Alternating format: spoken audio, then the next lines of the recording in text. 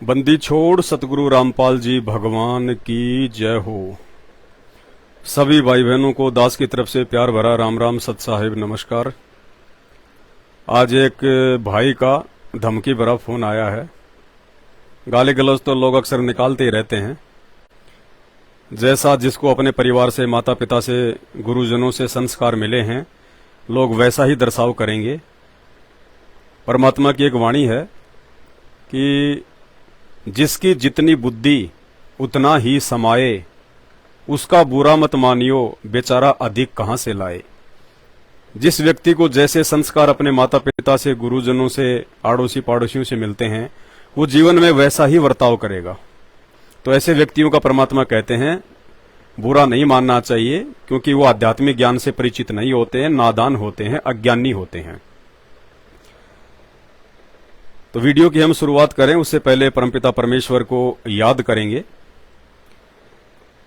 परमपिता परमात्मा सारी सृष्टि के रचनहार, कुल मालिक, असंख्य ब्रह्मांडों के स्वामी, जगत गुरु, तीनों लोकों में प्रवेश करके सबका पालन पोषण करने वाले राजाधिराज, आत्माधार, नाथों के नाथ, देवों के देव, महादेव, सर्वेश्वर, महेश्वर, मृत्युंजय, अजरो अमर, आदि अनादि, सनातनी प्रभु, जगत पिता जगदीश्वर, श्री श्री 1008 की उपाधि के वास्तविक अधिकारी, अकाल मूर्ति, सौत स्वरूपी राम वासुदेव, सर्वगतम ब्रह्म, परम पूज्य, प्रथम पूज्य, परम संत, परम पुरुष, परम धनी, परम दयालु, सत्य कबीर, हक्का कबीर, अल्लाह अकबर, अल्लाह ताला, जगत के तारणहार, जगत के मुक्तिदाता, जगत के जगन्नाथ, हारे का सहारा, ये परमात्मा, इन सारी उपाधियों के लायक केवल ये परमात्मा है। संत शिरोमणि सतगुरु रामपाल जी भगवान के चरण कमल में हम सभी साध संगति से जुड़े हुए सत्सेवक भाई बहनों का अनंत कोटि दंडोत प्रणाम। हमारे पूज्य गुरुदेव भगवान ने एक बात कही है निंदा के विषय में कि साचा शब्द कबीर का और प्रकट किया जगमाही, और जैसे को तैसा कहे सो तो निंदा नाही।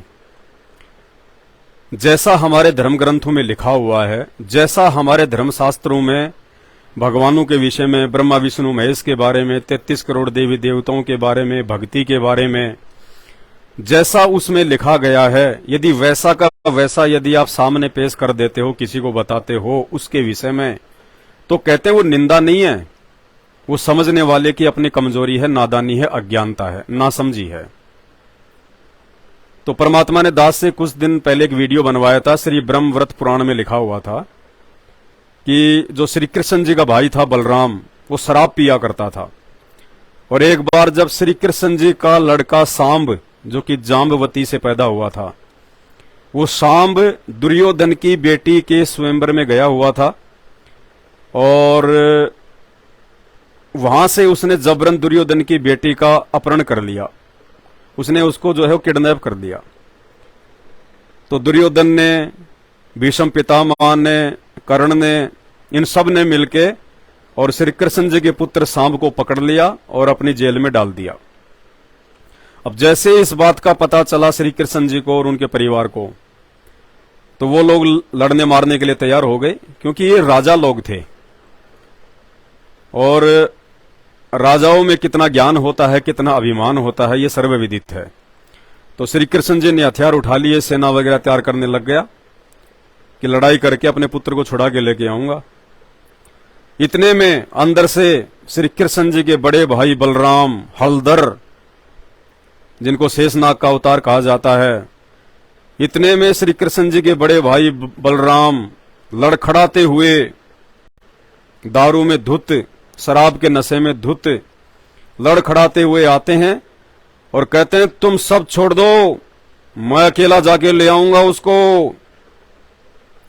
ये श्री ब्रह्मव्रत पुराण में स्पष्ट शब्दों में लिखा हुआ है कि मदिरा के उन्माद से लड़खड़ाते हुए बलराम ने कहा तुम सब यहीं रहो, मैं अकेला ही जाके ले आऊंगा जाम्ब को। तो परमात्मा ने वीडियो बनवाया था कि देखो, जिनको हम भगवान मान के पूजते हैं, शेषनाग का अवतार समझ के पूज रहे थे, जिनकी मंदिरों में मूर्तियां लगी हुई हैं, जगन्नाथ के मंदिर में जिसकी मूर्ति लगी हुई है, और ऐसे लोगों को हम भगवान मान के, देव मान के हम उनकी पूजा कर रहे हैं। ऐसे लोग तो आपको दारू के ठेकों पे सैकड़ों मिल जाएंगे, सैकड़ों। तो जगन्नाथ मंदिर में जाके बलराम की मूर्ति को पूजने की क्या आवश्यकता है? किसी भी आसपास अपने दारू के ठेके पे चले जाओ, सैकड़ों बलराम मिलेंगे आपको रोज। तो कुछ एक भाइयों को जिनको ज्ञान अच्छा नहीं लगता, उन्होंने उल्टे सीधे शब्दों में कुछ कहा। ऐसे ही अभी थोड़ी देर पहले हिसार से किसी का फोन आया एक, तो पहले तो बड़े प्यार से बात करने लगा। हाँ जी, आप पवन दास जी हो? हाँ जी, पवन दास बोल रहा हूं, संत रामपाल जी के भगत हैं। हाँ जी, उनका शिष्य हूं। सर एक बात आपकी हमें अच्छी नहीं लगी। मैंने कहा जी बताइए कौन सी बात है? बोलो सर, आप बलराम जी के विषय में कह रहे हैं कि वो बेवड़ा था। मैंने कहा मैंने तो नहीं कही ये बात कि वो बेवड़ा था। नहीं, आप कह रहे थे कि नशेड़ी है। हाँ बिल्कुल नशेड़ी है। और मैं क्यों कह रहा हूं, मुझे क्यों कह रहे हो? वेद व्यास जी से बात करो, या फिर गीता प्रेस गोरखपुर वालों से बात करो जिन्होंने पुस्तक को छापा है। उस पुराण में लिखा हुआ है शराब पीता था, शराब के नशे में वो हस्तिनापुर पहुंच गया लड़खड़ाते हुए। तो जो आदमी नशा करेगा उसको क्या कहेंगे? नशेड़ी। जो आदमी चोरी करेगा उसको चोर कहते हैं, जो आदमी डाका डालता है उसको डाकू कहते हैं, और जो आदमी शराब पीता है, जो नशा करता है, उसको नशेड़ी कहते हैं। तो ये तो सर्वविदित है। इसमें हमने क्या बोल दिया? शास्त्रों में लिखा हुआ है, पुराण में लिखा हुआ है, तुम्हारे इधर जो है धर्म ग्रंथों में लिखा हुआ है, तुम्हारे को दिखाया है कि देखो ये लिखा हुआ है इस पुराण में। तो बाद में 2-4 गालियां निकाल के मां बहन की और फोन काट के भाग लिया। तो मेरा ऐसे भाइयों से निवेदन है, प्रार्थना है, ये सूरवीरों की पहचान नहीं होती है। सूरवीर वो होता है जो ज्ञान का जवाब ज्ञान से देता है। गालियां, भद्दे कमेंट्स, मां बहन के ऊपर उल्टी सीधी बातें करना, ये तो अज्ञानी लोगों के काम होते हैं।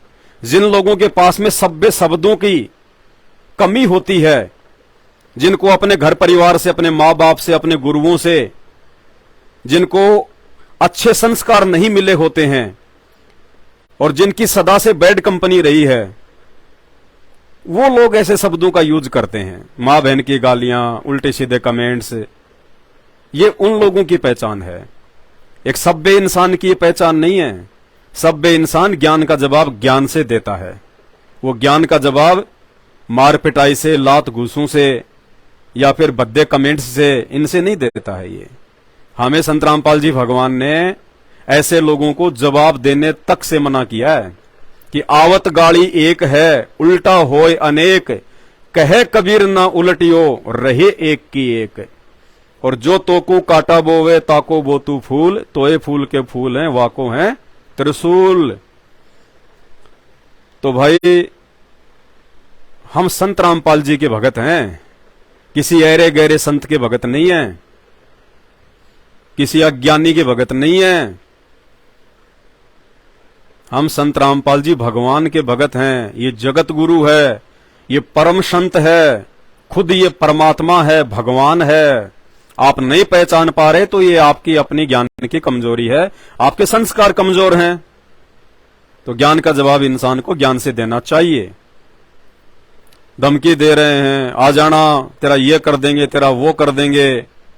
भाई जब तक संत रामपाल जी भगवान का हाथ मुझ पवन दास के सिर पे है, और वो कब तक रहेगा?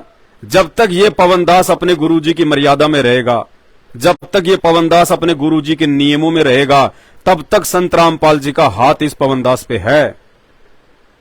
और जब तक संत रामपाल जी का यानी पूर्ण परमात्मा कबीर साहिब का हाथ इस पवन दास के सिर पे है, या मेरे जैसे जितने भी भाई बहनों के सिर पे है, भाई तब तक तो कोई बाल भी बांका नहीं कर सकता। बाल भी बांका मारना तो बहुत दूर की बात है, कह मार देंगे मार देंगे, ये तो सपने लो सपने।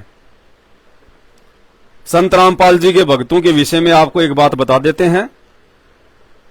हमें जो संत रामपाल जी ने ज्ञान दिया है, जो शिक्षा दी है, उस आधार से हम ना किसी का हम बुरा करते, ना हम किसी का बुरा सोचते।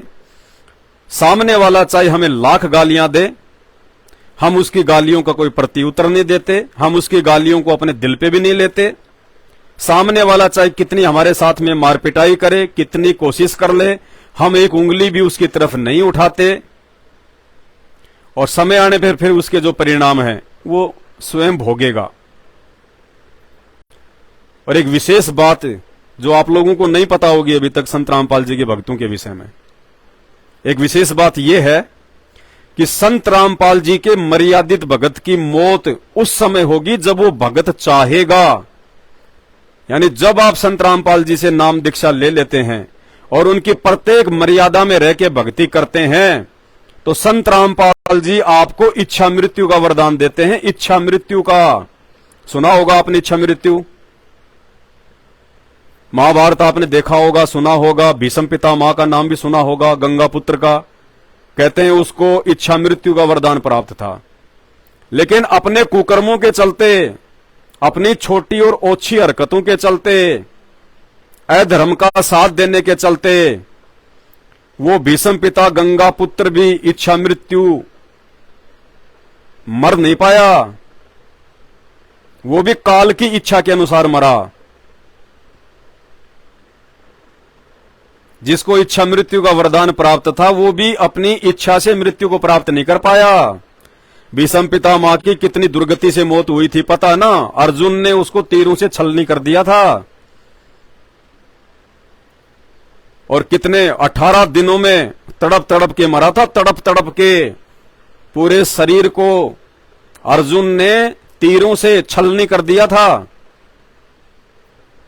तीरों की सैया पे पड़ा रहा 18 दिन, भुगत भुगत के मरा तड़प तड़प के। और ये क्यों? जबकि वो तो गंगा जी का पुत्र था। गंगा जी तो सबके पाप काट देती है, अपने पुत्र के पाप क्यों नहीं काट पाई गंगा? अरे आप लोग वर्तमान में जो गंगा जी के भगत हैं या जो और भक्ति करते हैं संत रामपाल जी के अलावा, आप लोग तो भीष्म पितामह से उत्तम भक्ति जिंदगी में नहीं कर सकते। भीष्म पितामह के जैसे भगत आप कभी नहीं हो सकते। और जब गंगा पुत्र होने के बावजूद वो गंगा भी अपने पुत्र भीष्म के पाप नहीं काट पाई, इच्छा मृत्यु का वरदान होने के बावजूद वो इच्छा मृत्यु को प्राप्त नहीं हो पाया और दर्दनाक अकाल मौत मरना पड़ा उसको।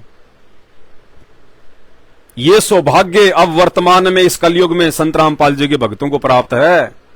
संत रामपाल जी अपने भगत को इच्छा मृत्यु का वरदान देते हैं। इच्छा मृत्यु का, यदि वो भगत आजीवन संत रामपाल जी के प्रति श्रद्धा और निष्ठा भाव से, लगन से भक्ति करता रहेगा और उसकी पूर्ण मर्यादा में रहेगा, उनके एक एक वचन में चलेगा, तो भाई मुझ पवन दास को धमकी देने से पहले संत रामपाल जी के सत्संग सुन लो, संत रामपाल जी के भक्ति विधान से परिचित हो जाओ। संत रामपाल जी के भगत किसी से लड़ते नहीं, झगड़ते नहीं, गाली गलौच नहीं करते। उसके बावजूद यदि कोई संत रामपाल जी के भक्तों से टकराने की मूर्खता करेगा तो भाई परिणाम बहुत भयंकर होगा। हम कुछ नहीं कहेंगे, हमारे गुरुदेव भगवान कुछ नहीं कहेंगे, लेकिन भक्तों के साथ में जो टकराएगा उसका एक विधान है, राम किसी को मारे नहीं, मारे तो हत्यारा राम, अपने आप ही मर जाएंगे कर कर खोटे काम। तो एक छोटा सा सत्संग आप लोगों को सुना देते हैं आपकी जानकारी के लिए। हालांकि आप लोग मानने वाले नहीं हो, लेकिन कुछ एक आत्माएं, एक दो व्यक्ति भी यदि मेरा वीडियो देख के और संत रामपाल जी के सत्संग सुनना शुरू कर देंगे तो मेरा वीडियो बनाने का मकसद पूरा हो जाता है। मेरा मकसद सारी दुनिया को समझाने का नहीं है, और ना मैं समझा सकता, ना मेरी इतनी औकात है, ना मेरे वचन में इतनी शक्ति है।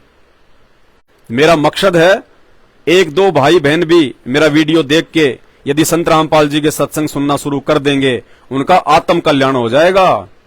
ये आत्मा युगों युगों से जिस परमात्मा के लिए तड़प रही है, भटक रही है, ऋषि मुनियों ने युगों युगों हजारों वर्ष भक्ति करके, जंगलों में साधना करके, कठोर तपस्या करके शरीर को गला दिया जिस परमात्मा की प्राप्ति के लिए, उनको परमात्मा की छाया के भी दर्शन नहीं हुए, और आज वो परमात्मा सहज में धरती पे संत रामपाल जी के रूप में 8 सितंबर 1951 से प्रकट है। ये बातें आपको संत रामपाल जी के सत्संग सुनने के बाद में समझ में आएंगी, इससे पहले नहीं आ सकती। इससे पहले तो आप संत रामपाल जी को और उनके भक्तों को गालियां निकाल के, भद्दे कमेंट्स करके, मां बहन करके आप अपने कर्म फोड़ सकते हैं, आप अपने संस्कार बिगाड़ सकते हैं, और फिर इन बिगड़े हुए संस्कारों की बदौलत आने वाले समय में किसी का अकाल मृत्यु होगी, किसी का एक्सीडेंट होगा, किसी का हाथ कट जाता है, किसी का पैर कट जाता है, कोई आंख से काना हो जाता है, किसी को भयंकर रोग लग जाता है, किसी का बेटा मर जाता है, किसी के काम धंधे में नुकसान हो जाता है। परमात्मा कहते हैं तिनका कभू न नींदिए, जो पांव तले होए घास का तिनका। ये विधान है परमात्मा का। कहते हैं इंसान ने घास के तिनके की भी निंदा नहीं करनी चाहिए। तिनका कभू न नींदिए, जो पांव तले होए, कब ऊंट आंखन में गिरे दर्द गणेरा होए। वो तिनका भी ना जाने कब हवा के झोंके से उठ के आंख में गिर जाए और बहुत ज्यादा पीड़ा कर देता है, छोटा सा तिनका जो आंख में गिर जाता है। और नादानो, तुम तो उस परम संत भगवान की निंदा कर रहे हो और उनके भक्तों की निंदा कर रहे हो। संत रामपाल जी के भक्तों का ओदा पता आपको? संत रामपाल जी के मर्यादित भक्तों का ओदा ब्रह्मा विष्णु महेश से ऊपर का है। ब्रह्मा विष्णु महेश से ऊपर का 33 करोड़ देवी देवताओं तो संत रामपाल जी के भक्तों की सुरक्षा करते हैं। 33 करोड़ देवी देवता उनकी सुरक्षा करते हैं।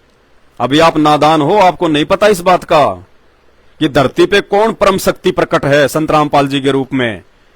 ये जेल में बैठे हुए हैं तो इन्हें कोई सामान्य संत समझने की गलती ना करना, कोई हरियाणा का गांव धनाने का जाट समझने की गलती मत करना। रावण ने भी यही गलती करी थी। जब मंदोदरी को इस बात का पता चला कि ये श्री राम है, ये त्रिलोकीनाथ है, भगवान विष्णु के अवतार हैं और सीता जी है लक्ष्मी का अवतार है, जब मंदोदरी को इस बात का पता चला तो वो चिंतित होकर अपने पति रावण के पास गई और कहा कि आपने तो बहुत बड़ी गलती कर दी, आपने तो अपनी मौत मोल ले ली। आप जिसकी पत्नी उठा के लाए हैं ना सामान्य स्त्री समझ के, ये साक्षात त्रिलोकीनाथ भगवान विष्णु जो राम रूप में आए हुए हैं, उनकी पत्नी लक्ष्मी है सीता, और इसको समय रहते वापस देके आ जाओ। तो रावण हंसा और हंस के बोला, ए नादान स्त्री, ए अबला स्त्री, वो दो बनचर जंगल में घूमने वाले, हिरण मार के खाने वाले, उनके विषय में तू कह रही है कि वो भगवान है, वो परमात्मा है, वो राम है, क्या बिगाड़ लेंगे वो मेरा? ऐसा कहके उसने मंदोदरी को साइड में कर दिया। और अंत में रावण ने फिर अपनी जो है दुर्गति करवाई। जिसको वो सामान्य समझ रहा था, बनचर समझ रहा था, मृग मार के खाने वाला समझ रहा था, बनचर समझ रहा था राम और लक्ष्मण को, अंत में दुर्गति हुई उस रावण की। लंका लुट गई पूरी, अकाल मौत को प्राप्त हुआ। अब कहीं जो है गधा बन के घूम रहा होगा। तो भाई और बहनों, उस मंदोदरी की तरह आप लोगों को हम समझा रहे हैं, आने वाला समय इतना आसान नहीं है जितना तुम समझ रहे हो। अब वो समय गया कि दुनिया तो ऐसे चलेगी, ऐसे चलती आई है। 2027 से पहले अच्छे अच्छों की नीचे की जमीन खिसक जाएगी। बड़े बड़े करोड़पति रोडपति दिखाई देंगे आपको, अपने आप को बहुत ज्यादा धनाढ़े, बलशाली, शक्तिशाली, मंत्री संतरी कहने वाले रोड पे दिखा देंगे आपको, रोड पे, और अपनी जीवन के लिए भीख मांगेंगे संत रामपाल जी से। दूसरी कोई शक्ति नजर नहीं आएगी उस समय। एक छोटा सा कोरोना आया था, उसी में सब फैल हो गए। 33 करोड़ देवी देवता, ब्रह्मा विष्णु महेश, मंदिर मस्जिद गुरुद्वारे चर्च सब फैल हो गए, सबके ताले लग गए, कोई सामने नहीं आया, कोई बचाने नहीं आया।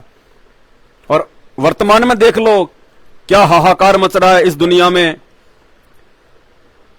पंजाब में नहरें टूटी, पानी हर जगह फैल गया, उत्तराखंड में, हिमाचल में, गुजरात में, महाराष्ट्र में क्या हाहाकार मच रहा है। कहां है भगवान? कहां है जिनकी हम पूजा पाठ करते हैं?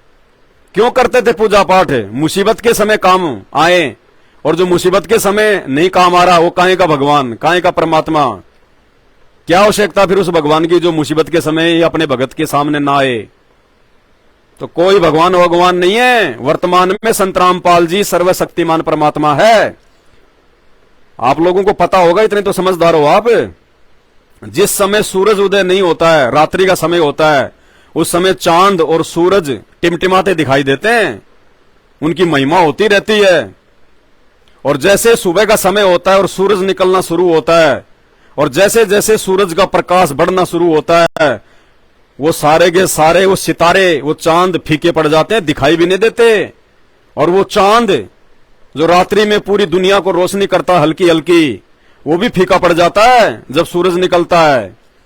तो ब्रह्मा विष्णु महेश तो समझो चांद, और 33 करोड़ देवी देवता समझो ये सितारे, और संत रामपाल जी है सूरज, पूर्ण परमात्मा जो निकल चुका है और आने वाले 3 से 4 वर्षों में पूरी तरह से निकल के आ जाएगा सबके सामने।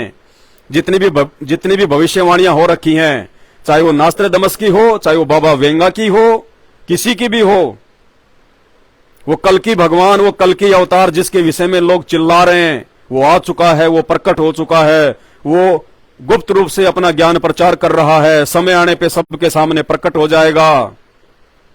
कहीं ढूंढने की आवश्यकता नहीं है उस कल्कि को।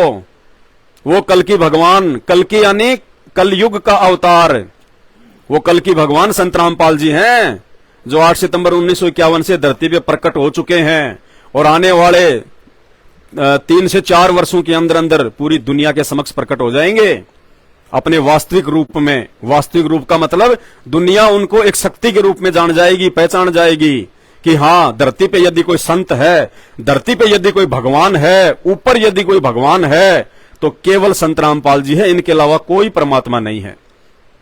बाकी सब फीके हैं, हल्के हैं, वो हमारे मतलब के नहीं है, वो हमें मोक्ष नहीं दे सकते, वो खुद लग 84 में जाते हैं, हमें कहां से 84 से बाहर का रास्ता दिखा देंगे। तो भाई और बहनों, इस वहम में ना रहना। संत रामपाल जी कहते हैं, जो मेरा भगत होगा ना, भगत किसी से लड़ता नहीं और भगत किसी से डरता नहीं। ये गुण होता है भगत का, देवी देवताओं के भगत का नहीं, ईसा मसीह के भगत का नहीं, किसी और के भगत का नहीं, पूर्ण परमात्मा का जो भगत होता है। क्योंकि पूर्ण परमात्मा उसको तत्व ज्ञान देके, अपनी यथार्थ भक्ति देके और अपना आशीर्वाद देके भगत को निर्भय बना देता है। निर्भय, क्योंकि परमात्मा स्वयं निर्भय होता है। निर्विकार निर्भय तू ही और सकल भयमान, और सब पे तेरी साहिबी, हे परमात्मा तेरे ऊपर और ना साहिब कोई। तो वो परमात्मा निर्विकार होता है, निर्भय होता है, निडर होता है, और जो उस परमात्मा से उपदेश प्राप्त कर लेता है और उसकी मर्यादा में रहता है, वो उस परमात्मा का बेटा बन जाता है, बेटी बन जाती है। तो बाप के ज्यादा नहीं तो थोड़े बहुत गुण तो उनके बेटा बेटी में आ ही जाते हैं। तो जब बाप निडर है, निर्भय है, तो उसके भगत भी निडर होते हैं, निर्भय होते हैं। लेकिन निडर और निर्भय का मतलब ये नहीं कि जाके किसी को मार दे, गाली गलौज कर दे, किसी को डरा दे, धमका दे, दादा बन जाए। ये तो कायरों के काम होते हैं। सूरवीर कभी किसी को तंग नहीं करता, परेशान नहीं करता।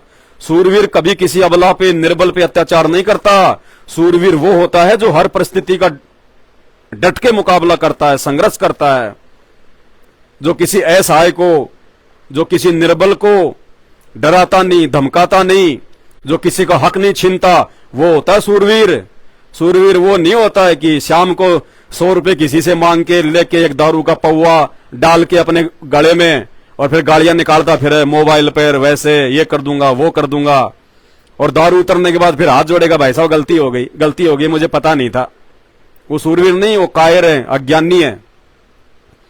तो धरती पे यदि कोई सूरवीर है वर्तमान में, तो संत रामपाल जी के भगत हैं, जो आप लोगों की गालियां खा रहे हैं, फिर भी आप लोगों तक संत रामपाल जी का ये अमृत ज्ञान पहुंचा रहे हैं।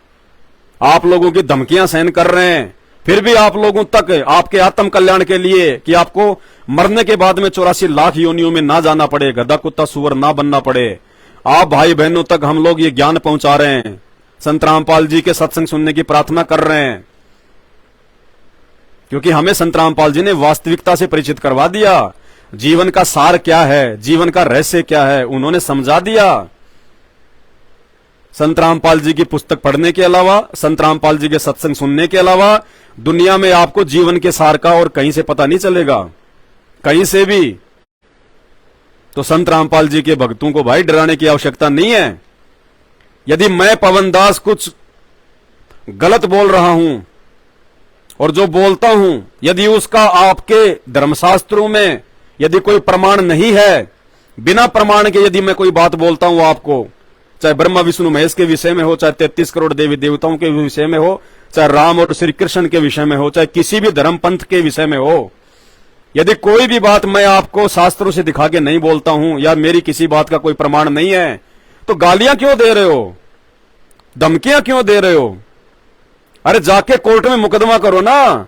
दास अपने गुरुदेव भगवान के आशीर्वाद से सामना करेगा, प्रमाण देगा कोर्ट में कि ये पुराण, ये गीता, ये वेद, ये मेरे बाप दादाओं ने नहीं लिखे, ये इन्हीं धर्म के ठेकेदारों ने लिखे हैं, ये वेद व्यास जी ने लिखे हैं, गीता प्रेस वालों ने छापे हैं, और यही पंडित लोग, यही ज्ञानी लोग इनको पढ़ते हैं, दिन रात इनकी कथाएं करते हैं।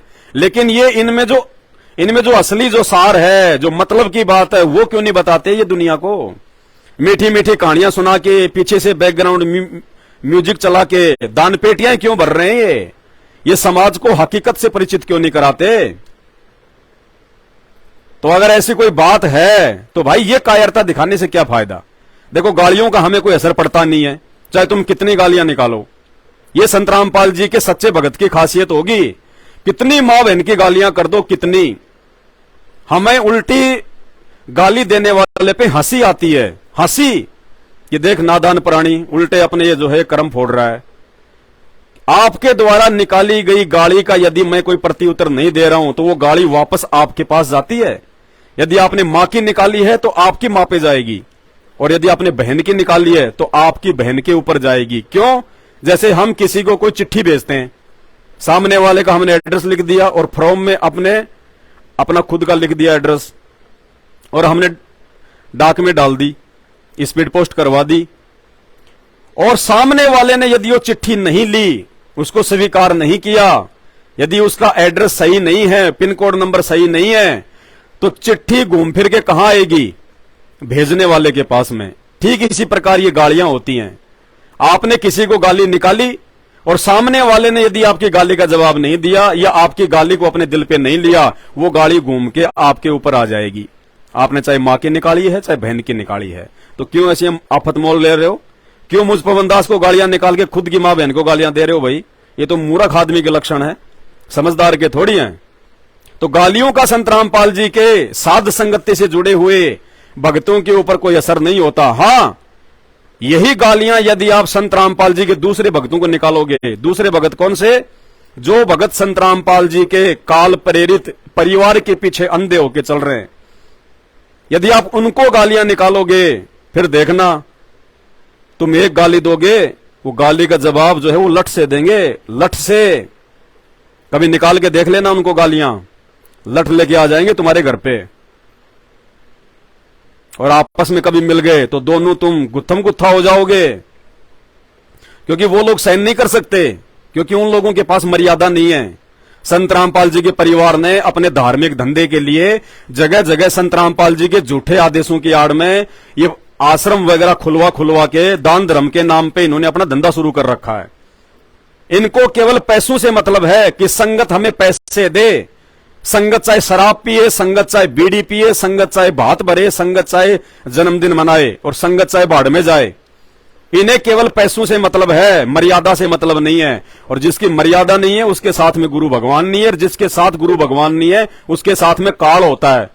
और भाई जब सामने वाला कोई गाली देगा तो काल का फिर क्या रिएक्शन होगा आपको अच्छे से पता है।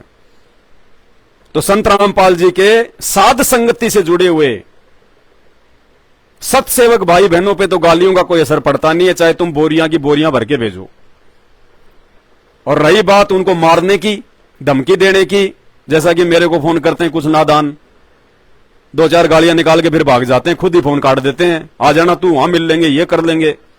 तो बता देता हूं भाई साहब, पहले ही कोशिश भी मत कर लेना, निष्फल हो जाओगे, खुद मुंह की खाओगे, बेइज्जती करवाओगे, अपनी नजरों में खुद ही गिर जाओगे। तो गालियों का संत रामपाल जी के सच्चे भक्तों पे असर होता नहीं, और मौत संत रामपाल जी के भक्तों को मार नहीं सकती। मौत जिससे पूरी दुनिया डरती है, वो मौत संत रामपाल जी के जूते झाड़ती है, जूते।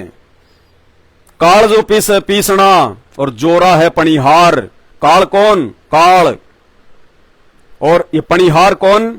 काल जो पीसना, जोरा है पणिहार। जोरा यानी मौत। ये मौत, ये उस कबीर परमात्मा के दरबार में, सतलोक में, उसको कबीर परमात्मा कहो चाहे संत रामपाल जी कहो, एक ही बात है।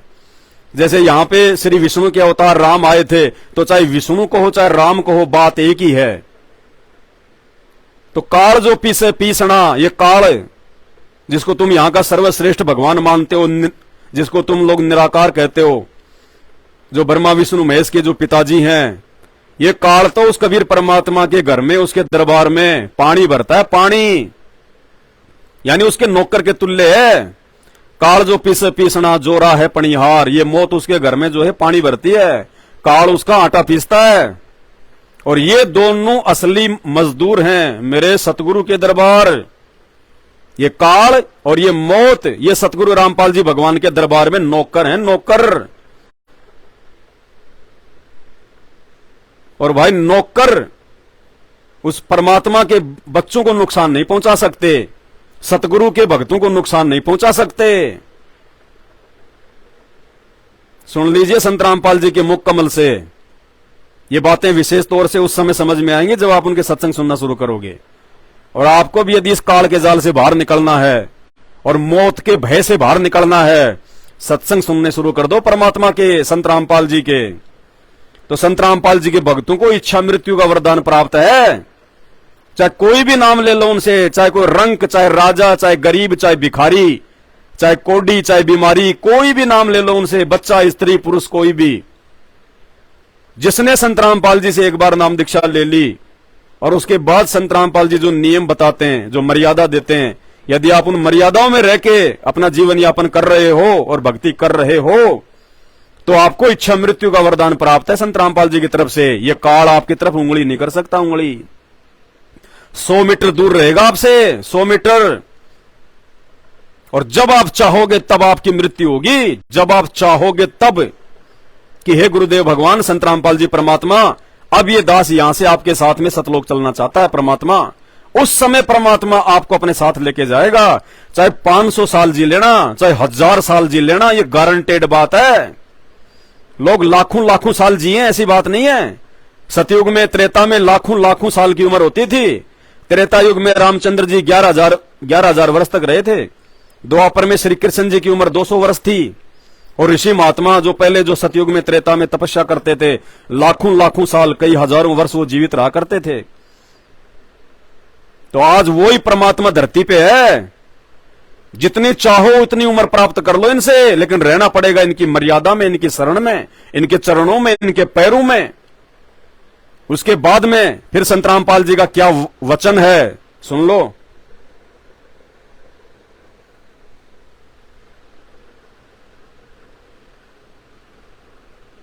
कबीर परमात्मा के भगत के बारे में आपको सत्संग में बहुत बार बताया है। कबीर परमेश्वर की जो या सत भक्ति जो करता है उसके निकट काल के दूत, यम के दूत तो बहुत दूर की बात है, यमराज नहीं आ सकता और धर्मराज नहीं आ सकता। आए हैं सो जावेंगे ये राजा रंग फकीरे, एक सिंहासन चढ़ चलो एक बंदे जात जंजीरे। ये वचन है संत रामपाल जी का। और कहते हैं साधु वचन पलटे नहीं, चाहे पलट जाए ब्रह्मांड। सूरज पूर्व के बजाय पश्चिम में उदय हो सकता है। गर्मी के समय में सर्दियां आ सकती हैं, लेकिन संत रामपाल जी ने, जो पूर्ण पुरुष है, पूर्ण संत है, पूर्ण महापुरुष है, भगवान है, इन्होंने जो वचन बोल दिया अपने मुख कमल से, वो नहीं टल सकता। ये परम सत्य, अटल सत्य है। आजमा के देख लेना, एक बार नाम दीक्षा लेके देख लो।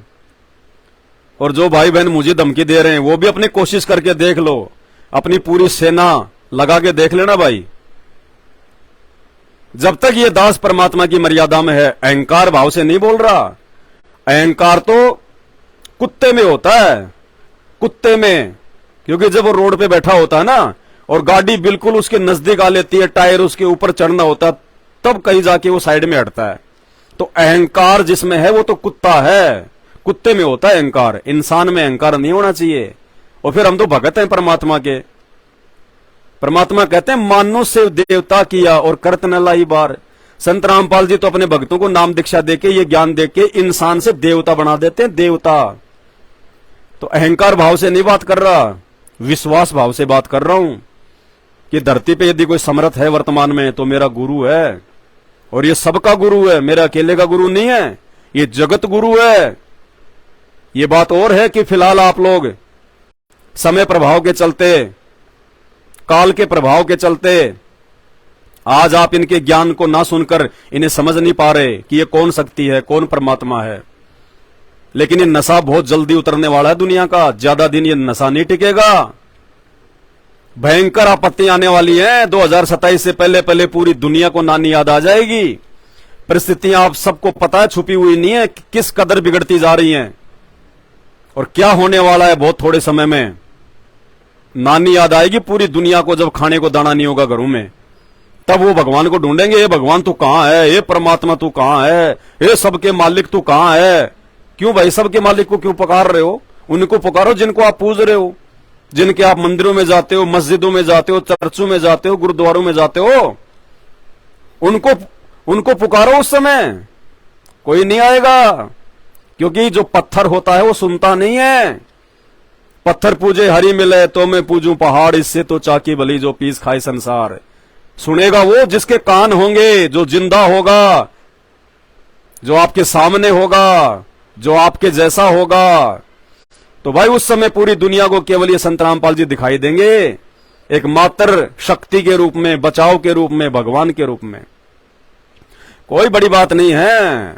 कमेंट्स में तो चाहे तुम जो मर्जी बोल लो, कभी आमना सामना हो जाए तो 2-4 थप्पड़ भी मार लेना। पवन दास को कोई असर नहीं पड़ता भाई, कोई असर नहीं पड़ता पवन दास को। सच कहने वाले को तो यहां ऐसे लड्डू मिलते हैं, हमारे गुरुदेव भगवान ने समझा रखा है। श्री रामचंद्र जी को भी यही लड्डू मिले थे, बेचारे को ठंडा पानी नहीं पीने दिया त्रेता युग में, जब तक जिया तब तक। श्री कृष्ण जी पैदा होने से पहले उसके दुश्मन पैदा हो गए थे, पैदा होने से पहले उसका मामा उसका जो है वो शत्रु बन गया था, और अंतिम श्वास तक बेचारे को ठंडा पानी नहीं पीने दिया। मथुरा छोड़ के द्वारिका चला गया शांति से जीने के लिए, वहां भी उसको समुद्र ने नहीं जीने दिया, डुबो दी उसकी द्वारिका। तो भाई संत रामपाल जी को ना पहचान के उन्हें कैसे जीने देंगे लोग? लेकिन उनका तो बिगड़ गया, लेकिन इनका कुछ नहीं बिगड़ पाएगा। ये समर्थ है, ये सबसे ऊपर है। ये जिस दिन अपनी पे आ गया ना, ऊपर पैर कर देगा, सबके ऊपर पैर, सबके ऊपर पैर। ये पहले साक्षरता अभियान चला करता था ना, गांव-गांव में लोगों को पढ़ाया करते थे, बड़े बूढ़ों को पढ़ाया करते थे हरियाणा राजस्थान में साक्षरता अभियान के तहत। तो रात्रि के समय 7-8 बजे से 1 घंटे सबको पढ़ाया करते थे, बूढ़ों को, बुढ़ियों को। तो ये क्लास चल रही थी ऐसे ही, तो उनको वैसे तो समझ में आना नहीं था क्योंकि उम्र ज्यादा हो गई थी, तो उनको वैसे समझाया करते थे वो। ए फॉर अमर की बहू, बी फॉर बलबीर की बहू, सी फॉर चंद्र की बहू, डी फॉर दयानंद की बहू। तो उनको याद हो जाता था। तो उस टीचर ने उनको एम तक पढ़ा दिया, एम फॉर मांगी राम की बहू, एम फॉर मांगी राम की बहू। अब क्लास खत्म हो गई, उन्होंने अपना रट्टा मार लिया। दूसरे दिन जब क्लास लगी तो कोई निरीक्षण करने के लिए कोई अधिकारी आ गया कि भाई ये कैसे पढ़ा रहे हैं, ढंग से पढ़ा रहे हैं कि नहीं पढ़ा रहे हैं, इनको समझ में आ रहा है कि नहीं आ रहा। तो अधिकारी अंदर चला गया, अधिकारी ने जाके ब्लैक बोर्ड पे लिख दिया चौक से डब्लू। बोले बताओ भाई इसका क्या अर्थ है? बाबा आप खड़े हो, आप बताओ। तो बूढ़ा खड़ा हो गया, थोड़ी देर तो सोचा, यूं हाथ उत लगाया, दिमाग लगाया। बोले बाबूजी, बोले हाँ बाबा। बोले लग तो ये मांगी राम की बहू रही है, लेकिन आज इसके ऊपर को पैर कैसे हो गए? बोले दिखने में तो ये मांगी राम की बहू है, लेकिन आज इसके ऊपर पैर कैसे हो गए? क्योंकि एम के पैर नीचे होते हैं। बेचारे को एम तक ही पढ़ाया था कि एम फॉर मांगी राम की बहू, उसने लिख दिया डब्लू। अब उस डब्लू बेचारे ने उसने पढ़ा नहीं उस दिन, उसने कहा कि लग तो मांगी राम की बहू रही है, लेकिन आज इसके ऊपर पैर कैसे हो गए? तो भाइयों और बहनों, आने वाले समय में जब दुनिया के ऊपर को पैर होंगे ना, ये प्राकृतिक आपदाओं के तहत, महामारियों के तहत, तरह तरह के वायरस और ये प्राकृतिक आपदाओं के तहत जब खाने को दाना नहीं होगा ना, ये बातें अभी आपको मजाक लग रही होंगी, ये परम सत्य है। 2027 से पहले दुनिया को परमात्मा याद आ जाएगा। परमात्मा जो कहते हैं हम तो नास्तिक हैं, कोई भगवान होता ही नहीं, क्या है भगवान? कुछ नहीं है भगवान। खाओ पियो ऐश करो, कमाओ, अपने बच्चों का पालन पोषण करो, माँ बाप की सेवा करो, यही भगवान है बस। अच्छे कर्म करो और कर्म सारे उल्टे। तो 2027 के बाद तो ये संत रामपाल जी ये कल्कि के रूप में प्रकट होके आ जाएंगे, दुनिया इनके चरणों में नाक रगड़ेगी। और उससे पहले पहले क्या हो जाएगा वो आप देख लेना। ये तो पहले भी आ सकते हैं, आए हुए हैं, लेकिन जब तक दुनिया के घुटने नहीं टूटेंगे तब तक लोग इन्हें भगवान मानेंगे नहीं। वो कहते हैं ना कि मजबूरी में तो गधे को भी लोग बाप बना लेते हैं, फिर ये तो परमात्मा है साक्षात, इन्हें तो दौड़ दौड़ के बाप बनाएंगे, दौड़ दौड़ के, कि परमात्मा गलती हो गई, पहचान नहीं पाए। आपके भगत लोग बहुत चिल्ला रहे थे, बहुत चीख रहे थे, लेकिन परमात्मा हमने तो मजाक ही उड़ाया। तो परमात्मा कहेगा बेटा थोड़ा सा उस मजाक उड़ाने का मजा भी चख ले, उसके बाद देखेंगे फिर तेरा हिसाब किताब। तो समय रहते आंखें खोल लो। तो एक बार पुनः रिपीट कर देता हूं, गालियां निकालने वालों को, धमकी देने वालों को, इस हार में आ जाना, वहां आ जाना, और ये कौन करवा रहा है ये भी हमें पता है सारा। लेकिन भाई संत रामपाल जी के भगत हैं, जब तक मुंह में जीभ है और शरीर में श्वास है तब तक संत रामपाल जी की महिमा चलेगी, उनका गुणगान चलेगा। और जो सत्य है उसको सत्य कहेंगे, जो झूठ है उसको झूठ कहेंगे, जो भगवान है उसको भगवान कहेंगे, जो भगवान का नौकर है उसको नौकर कहेंगे। भाई बाकी लड़ाई झगड़ा किसी से करते नहीं, गलत हम किसी को बोलते नहीं, गाली गलौच हम करते नहीं, ये हमारे संस्कार में और हमारे स्वभाव में नहीं है। हम संत रामपाल जी के भगत हैं, किसी अरे गहरे संत के भगत नहीं है। और उनके अलावा वर्तमान में धरती पे कोई संत नहीं है, बाकी सब नकली हैं, पाखंडी हैं, अज्ञानी हैं, धर्म को धंधा बनाए हुए हैं, अपना खुद का जीवन नाश कर रहे हैं, लाखों लोगों का जीवन नाश कर रहे हैं।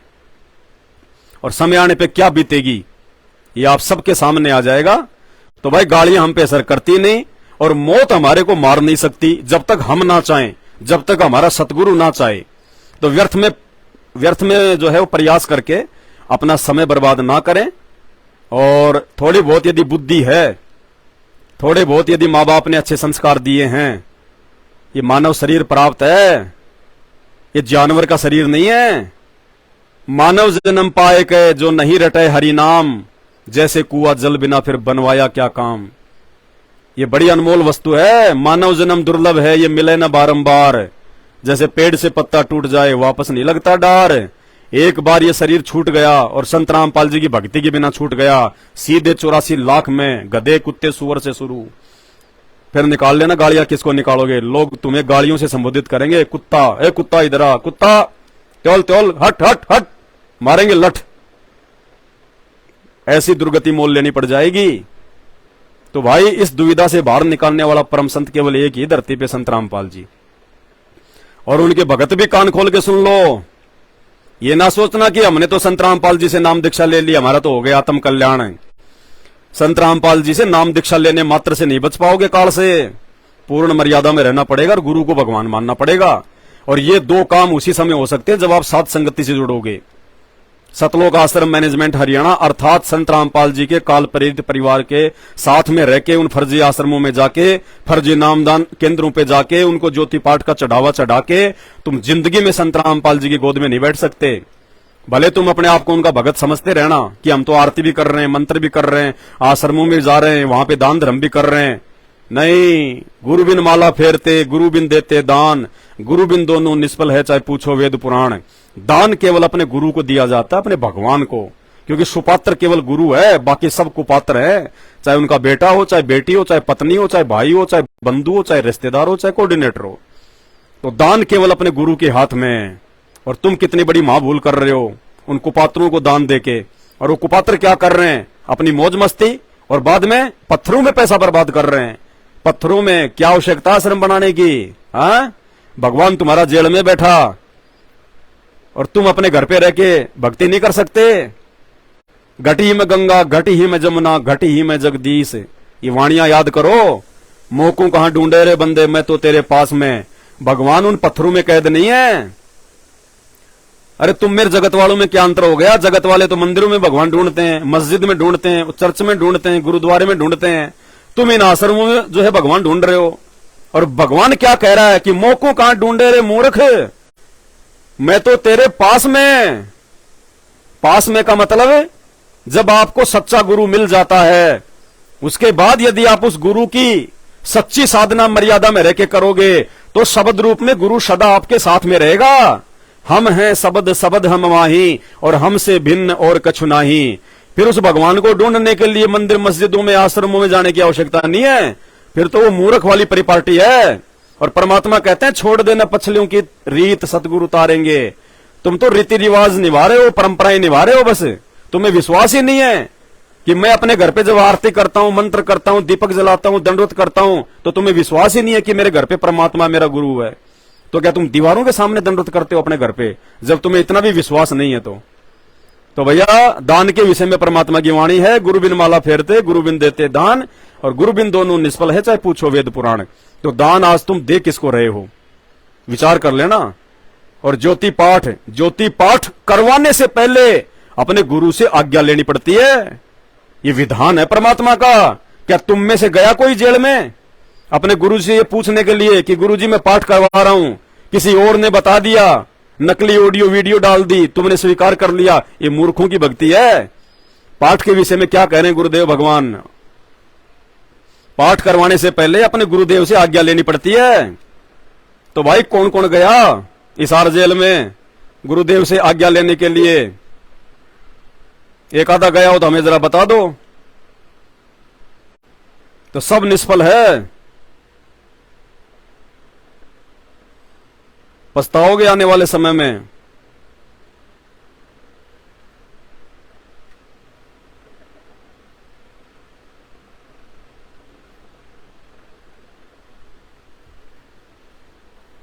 ये देखो क्या कह रहे हैं परमात्मा, पाठ करवाने से पहले अपने गुरुदेव की आज्ञा लेना जरूरी है। गुरु बिन दान पुण्य जो कर ही मिथ्या होवे कभू ना फरही। बिना गुरु के जो दान करते हैं मिथ्या जावे, वो कभी नहीं फलेगा।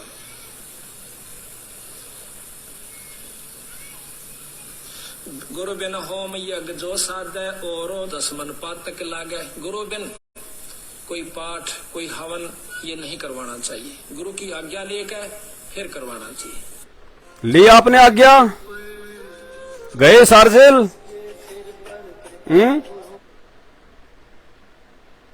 फैल काल के डंडे पड़ेंगे और पड़ रहे हैं।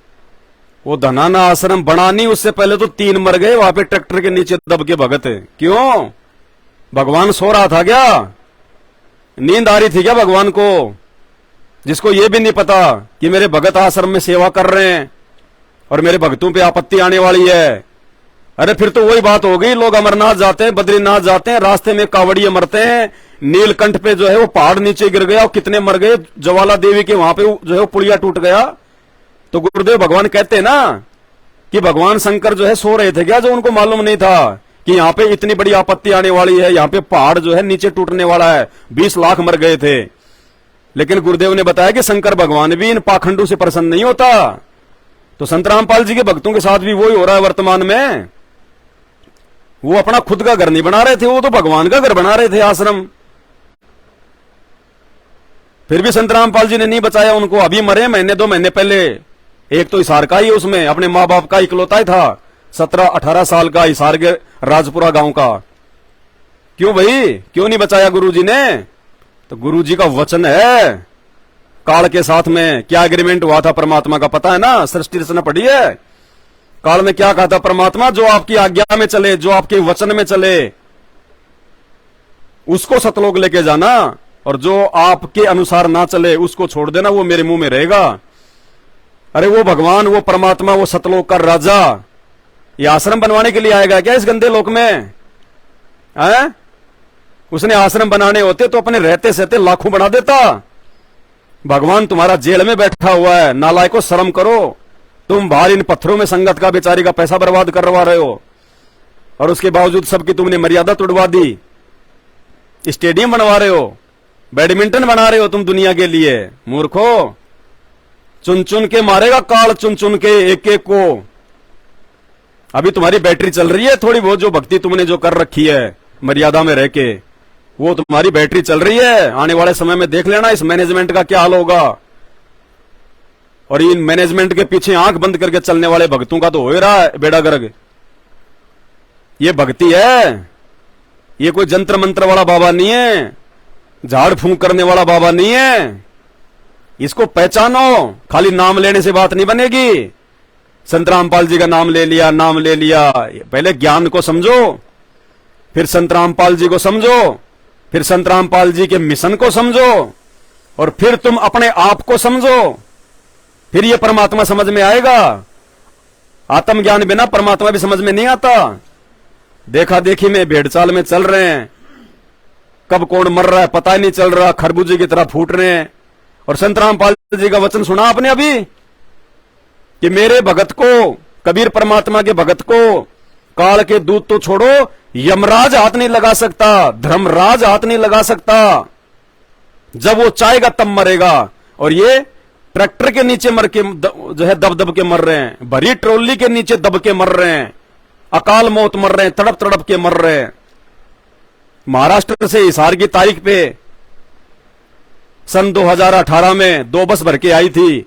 राजस्थान के नागौर में सुबह 3 बजे एक्सीडेंट हो गई, 13 मरे, 13 एक साथ। क्यों संत रामपाल जी को बदनाम कर रहे हो? क्यों दुनिया में उनकी निंदा के पात्र बने हुए हो? करत हैं पुण्य होते हैं पापम। तुम सोच रहे हो कि हमारे पुण्य बन रहे हैं? अरे संत रामपाल जी तुम्हारे को चढ़ाएगा क्या हिसार में? क्या आवश्यकता है? क्या जानते हो तुम भाई तुम लोग कोई कानून जानते हो क्या? या तुम्हारे हिसार जेल में उनकी तारीखों पे जाने से कोई सरकार मिल के दबाव में आ जाएगी? अगर इतने बड़े तुम पहलवान थे तो बरवाला कांड के समय ना जाने देते? वह हिसार में जा जाके भीड़ कर देते थे, प्रशासन गुरुजी को कोर्ट में नहीं लेके आता था, तारीखों पे तारीखें पड़ती रहती थी। भगत खुशी से ओहो बस हमारे तो पुण्य बन गए, हिसार आ गए, पुण्य बन गए। पुण्य बनेंगे संत रामपाल जी की मर्यादा में रह के भक्ति करने से, स्टेशनों के चक्कर काटने से पुण्य नहीं बनते। और उसका नतीजा कितने तो रेल के नीचे आके मर गए हिसार तारीखों पे जाने वाले। दास उनकी डेड बॉडी की फोटो भेजा करता था तुम्हें उस समय। ये तो भला हुआ जो ये कोरोना आ गया, जो तुम लोग बल्कि डर के मारे जाना तुमने छोड़ दिया, नहीं तो और मरते हजारों की संख्या में। कोई फांसी खा के मर रहा है वहां पे मटका चौक पे, कोई अपने घर पे नहीं पहुंचा, कहां लापता हो गया पता ही नहीं। अरे भगवान के लिए जाने वालों का यह हाल होता है क्या? तो क्यों अपने गुरुजी की निंदा का भाई ठेका ले रहे हो तुम? अकाल मौत मरोगे, तुम्हें समझाया जा रहा है, जगत ही नहीं, जगत की तो छोड़ो, वो भगत भी आने वाले समय में अकाल मौत मरेगा, हर परिस्थिति को सामना करेगा, जो आज संत रामपाल जी की मर्यादा में नहीं है, जो देखा देखी में चल रहा है। जगत में जाता है तो जगत के जैसा हो जाता है, भगतों में आता है तो अपने आप को मल्कि जो है भगत बना लेता है। ये नहीं चलता। ये दो नाव की सवारी संत रामपाल जी के मार्ग में नहीं चलती। इस बहम में ना रहना, ये अंतर्यामी है, इसको बताने की जरूरत नहीं है। इसका सीसीटीवी कैमरा 24 घंटे अंधेरे में भी चलता है। अंतर्यामी एक तुम, आत्म के आधार, जो तुम छोड़ो हाथ तो मोह, कौन उतारो पार, रोज पढ़ते हो संध्या आरती में, लेकिन कभी विचार नहीं करते कि अंतर्यामी क्या होता है। अंतर्यामी मुंह से बोलना तो दूर, मन में जो बात सोच लोगे उसको भी सतगुरु रामपाल जी भगवान जानते हैं। और वैसा ही हो रहा है तुम्हारे साथ में। सत्सेवकों की उंगली का नाखून भी नहीं उतरा, 10 साल हो गई, उंगली का नाखून भी, और तुम्हारे मर गए हजारों, मैनेजमेंट वालों के मर गए हजारों। क्यों? कहां है भगवान? भगवान अपनी जगह पक्का है, सही है, लेकिन भगवान के भी कुछ नियम है। क्या पढ़ाया गुरुजी ने कि डॉक्टर चाहे कितना ही अच्छा क्यों ना हो, 1 नंबर का उसने ऑपरेशन कर दिया, 1 नंबर की उसने गोली दवाई दे दी, लेकिन उस डॉक्टर के बताए गए नियम यदि तुम तोड़ोगे, वो परहेज यदि नहीं निभाओगे, तो भाई डॉक्टर कुछ नहीं करेगा, चाहे कितना बड़ा अमेरिका का क्यों ना हो। तो संत रामपाल जी खुद परमात्मा है, भगवान है, समर्थ है, जन्म और मृत्यु का सबसे बड़ा डॉक्टर है, ये वैद है। दास गरीब तबीब सतगुरु और बंदी छोड़ दयाल है। दास गरीब तबीब, तबीब यानी वैद, तबीब सतगुरु, ये सतगुरु वैद है, डॉक्टर है ये, इस शरीर का भी और बाहरी रोगों का भी और आत्मा का भी। लेकिन ये डॉक्टर भी उस समय फेल हो जाता है जब काल उसके भक्तों की मर्यादा तोड़वा देता है। क्या कहा परमात्मा ने? अनंत कोटि बाजी जहां हम रचे सकल ब्रह्मांड, गरीबदास मैं क्या करूं यो काल करे जीव खंड। गरीबदास जी अपनी वाणी के माध्यम से कह रहे हैं कि वो कबीर परमात्मा ये कह रहे हैं कि गरीबदास मैंने असंख्य ब्रह्मांडों की रचना करी है, अनंत कोटि बाजी जहां मैंने रचे सकल ब्रह्मांड। लेकिन गरीबदास उस समय मैं समर्थ भगवान भी अपने एग्रीमेंट के अनुसार मैं फेल हो जाता हूं जब ये काल जीवों की मर्यादा तोड़वा देता है, जब ये जीव मेरे नियम तोड़ देते हैं, मेरे परहेज तोड़ देते हैं। मैंने नाम दीक्षा के समय जो नियम बताए थे ये नियमों में नहीं चलते, उस समय मुझे भी पीछे हटना पड़ता है और काल मेरी आंखों के सामने से मेरे भक्तों का चोटा पकड़ के ले जाता है, किसी को एक्सीडेंट में, किसी को बीमारी से, किसी को जो है लड़ाई झगड़े में। तो भाई और बहनों आंखें खोलो, बाद में रोओगे, पछताओगे। ये दुनिया तो रोएगी रोएगी, ये दुनिया तो अपने संस्कार से रोएगी, अपने कर्मों से रोएगी। लेकिन तुम क्यों जानबूझ के सांचे तज रहे हो? अरे तुम्हें तो भगवान मिल गया, ज्ञान मिल गया, तुम भी क्यों जगत वाले सारे उल्टे काम कर रहे हो, कुकर्म कर रहे हो? उन जगत वालों को तो फिर भी भगवान एक बार जो है मतलब माफ कर देगा, क्योंकि उनको बेचारों को पता नहीं, मालूम नहीं। लेकिन तुम तो जानबूझ के सांचे तज रहे हो। जानबूझ सांचे तजे और करे झूठे से ने, ताकि संगत है प्रभु सपने में भी ना दे। तुम्हारे साथ तो बहुत भयंकर बनेगी। आंखें खोल लो, कुछ नहीं रखा। इस वीडियो के ऊपर टाइटल में शंका समाधान की पुस्तक है, पढ़ लेना। पहले मर्यादाओं के विषय में जान लो। अगर संत रामपाल जी के हृदय में जगह बनानी है तो पहले संत रामपाल जी के विषय में जान लो कि उनकी मर्यादाएं क्या हैं। लग गए उनके परिवार के पीछे अंधे होके, उनके बेटा बेटी के पीछे अंधे होके। अरे नालायको, एक बात तो दिमाग में अपने जो है बैठा लेते। अरे घर का जोगी जोगना, बाहर का जोगी सिद्ध। जिस घर में भगवान आता है ना, वो घर वाले कभी नहीं पहचानते भगवान को, कभी भी। चारों युगों का इतिहास उठा के देख लो। घर का जोगी जोगना और बाहर का जोगी सिद्ध। श्री रामचंद्र जी आए, उनके घर वालों ने उनको नहीं पहचाना। उनकी माताओं कैकई, अगर कैकई उनको भगवान मानती, विष्णु का अवतार मानती, तो भरत के लिए राज्य और राम के लिए 14 साल का वनवास नहीं मांगती। कौशल्या, उसकी माता, यदि उसको भगवान मानती, विष्णु का अवतार मानती, तो वनवास में जाते समय रो रो के उसका बुरा हाल नहीं होता। उनके पिता दशरथ यदि उनको भगवान मानते, तो पीछे से उनकी याद में अपने वो प्राण न त्यागते। चौबारे से नीचे गिर के, नाड़ के बल, गर्दन के बल नीचे गिर के अकाल मौत ना मरते। जब श्री रामचंद्र जी जा रहे थे ना जंगल में, तब उनको देखने के लिए वो छत पे चढ़ गए, सबसे ऊंची उस पे दीवार पे, और यूं देखने लगे कहां गया कहां गया। इतने में उनका पैर फिसल गया, ऊपर से नीचे गिरे, गर्दन के बल अकाल मृत्यु हुई। लक्ष्मण यदि उनको भगवान मानता, विष्णु का अवतार मानता, तो भगवान की रक्षा के लिए तीर कमान लेके उनके साथ में उनका बॉडीगार्ड बन के नहीं जाता। रावण यदि उनको भगवान मानता, तो सीता को नहीं उठाता। तो विचार करो इन बातों को। श्री कृष्ण जी के साथ में देख लो, उनका मामा कंस अगर उनको भगवान मानता, श्री कृष्ण का यदि श्री विष्णु का अवतार मानता, तो उसकी जान के पीछे नहीं पड़ता। पूतना यदि उसको भगवान मानती, जहरीला दूध नहीं पिलाती। शिशुपाल भगवान मानता तो गालियां नहीं निकालता। जरासिंध, काल्यावन यदि भगवान मानते, तो मथुरा के ऊपर चढ़ाई नहीं करते। दुर्योधन यदि उनको भगवान मानता, तो उनके संधि प्रस्ताव को नहीं ठुकराता। ये हर युग में होता है, ये पहचान है। भगवान या महापुरुष या पूर्ण संत जिस घर में आता है, वो घर वाले हमेशा अंधेरे में रहते हैं। अंधेरे में कहते ना, दीपक के नीचे हमेशा अंधेरा रहता है। ये हाल संत रामपाल जी के परिवार वालों का है। और ऐसे मूर्खों के पीछे लग के तुम अपना दीपक क्यों बुझाने में लगे हुए हो? संत रामपाल जी से मोक्ष होगा, उनके परिवार से नहीं होगा। उन आश्रमों में जाके मजदूरियां करने से मोक्ष नहीं होगा। ये सीमेंट के कट्टे उठवाने के लिए नहीं आया गुरुजी। सतलोक से चल के वो परमात्मा सीमेंट की बोरियां उठवाने के लिए नहीं आया। मिट्टी में सिर दिलवाने के लिए नहीं आया अपने भक्तों का, वो भक्ति करवाने के लिए आया है। समझो इन बातों को, और समय रहते हट जाओ इनसे। कोई लेना देना नहीं है। मूर्खों का टोला है उनका परिवार पूरा। ये कोऑर्डिनेटर लोग सब मूर्खों के टोले हैं, ले डूबेंगे तुम्हें। समझा सकते हैं, इससे ज्यादा हमारे पास में और कोई उपाय नहीं है। शंका समाधान की पुस्तक है, पढ़ लेना एक बार, आंखें खुल जाएंगी। इससे ज्यादा क्या समझाएं अब। बाकी भैंस के आगे तो कितनी बीन बजा लो, कोई समझने वाला तो है नहीं। वो कहते हैं ना, समझदार तो वो होता है जो दूसरों की ठोकर से समझ जाए, और मूर्ख तो अपने पैर को अंगूठा फुड़वा के ही मानता है। तो समझदार होगा वो तो समय रहते समझ जाएगा। बाकी तो वही अंगूठा फूटना ही है, बाद में तो फिर जानवर भी समझ जाता है। अरे ठोकर लगने के बाद तो जानवर को भी अकल आ जाती है। समझदार वो है, इंसान वो है जो दूसरों की ठोकर से समझ जाए, अपना अंगूठा फुड़वाने से बच जाए। बाकी आपकी मर्जी, आपकी मौज। हम तो लाइव आते रहेंगे, परमात्मा की महिमा गाते रहेंगे। हमारे जीवन का दूसरा मकसद है ही नहीं, सिर्फ एक मकसद है, गुरुदेव भगवान सतगुरु रामपाल जी परमात्मा की महिमा, उनका ज्ञान जन जन तक पहुंचाना, लोगों को जानकारी देना।